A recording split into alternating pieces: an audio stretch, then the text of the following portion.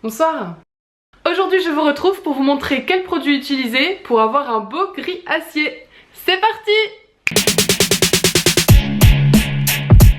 Depuis quelques mois voire des années, les filles de 20 ans essayent d'avoir des cheveux de grand-mère, les granny hair. C'est toutes ces tendances des cheveux gris, argentés, acier, blanc, etc. qu'on retrouve sur des jeunes filles qui ont une peau encore toute fraîche pimpante. Alors je suis pas là pour lancer un débat sur est-ce que c'est joli ou non, je suis là pour vous montrer comment on fait. Moi je vais vous montrer une technique pour avoir des cheveux gris foncés, plutôt acier, parce que le gris clair c'est relativement plus facile à faire, suffit de laisser poser un shampoing violet un peu trop longtemps, une couleur lilas pastel un peu trop longtemps et on se retrouve facilement avec un blond cendré, argenté, voire du gris clair. Par contre pour le foncé c'est un peu plus compliqué. Déjà premièrement c'est pas la peine d'acheter un noir semi-permanent pour tenter de le diluer pour en faire du gris parce que ça ne fonctionne pas du tout. On se retrouve avec un mélange mi-rouille, mi-violet. On avait tenté avec Marion et on avait été très déçus du résultat. Par contre je connais le jeune youtubeur Yoski qui a réussi à faire un joli violet pastel à base de noir semi-permanent. Je vous mets sa vidéo juste là, allez voir ça, c'est très joli. D'ailleurs cœur sur toi si tu passes par là. Mais pour en revenir à nos moutons, nous ce qu'on veut c'est du gris foncé. Les américaines font beaucoup ça en ce moment, on voit beaucoup de photos sur Pinterest, Instagram et Tumblr et quelques vidéos d'américaines sur le sujet, sauf qu'elles utilisent des produits américains qu'on a du mal à se procurer en France. Mais sur le marché français il existe quand même quelques produits, dont celui-ci qui est de la marque Eugène Perma dans la gamme Blush Satin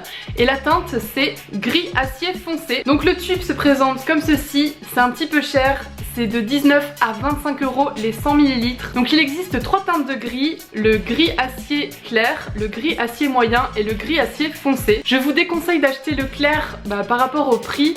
Le moyen c'est pas mal, mais le mieux selon moi c'est quand même d'acheter le foncé. Comme pour les pastels, vous le savez, ma technique c'est d'acheter une couleur très foncée et de la diluer dans de l'après-shampoing pour avoir une couleur pastel qui nous convient à moindre frais. C'est exactement la même chose pour le gris. On n'achète pas du noir parce que ça se transforme en rouille, mais si on achète déjà un gris acier, en le diluant on se retrouve avec de jolis gris. Donc voilà la couleur que j'ai obtenue en diluant le gris acier foncé avec de l'après-shampoing. La dose c'est à peu près 80% d'après-shampoing et 20% de gris acier foncé. D'ailleurs à titre de comparaison je vais vous montrer ce que donne le gris acier moyen non dilué et quand on le dilue, donc ça fait aussi un joli gris clair si jamais ça vous intéresse. Après pour le gris clair il y a des techniques vraiment beaucoup moins chères pour en faire. Donc j'ai testé le mélange sur des extensions comme ceci, c'est-à-dire elles sont blondes, voire limite orange pêche, elles sont très jaune orangées et ça a fonctionné dessus, donc le produit est vraiment en mastoc. Et pourquoi est-ce que je ne vous fais pas une vidéo démonstration sur mes cheveux? Et c'est tout simplement parce que moi j'ai pas du tout envie d'avoir du gris dans les cheveux, je voulais un violet. D'ailleurs j'avais filmé une vidéo pendant que je me faisais cette couleur là, donc vous aurez ça très bientôt, ne vous en faites pas. En revanche, je sais de source sûre que la Twinnie compte se faire un gris foncé très bientôt.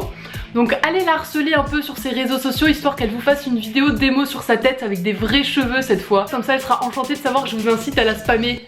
Merci. Si jamais après cette vidéo vous décidez de sauter le pas et de vous faire des cheveux gris foncés, n'hésitez pas à mettre une photo sur les réseaux sociaux avec le hashtag WildGrannyHair. J'irai voir ça avec grand plaisir. En attendant, cœur sur vous et à très vite pour la prochaine vidéo. Salut!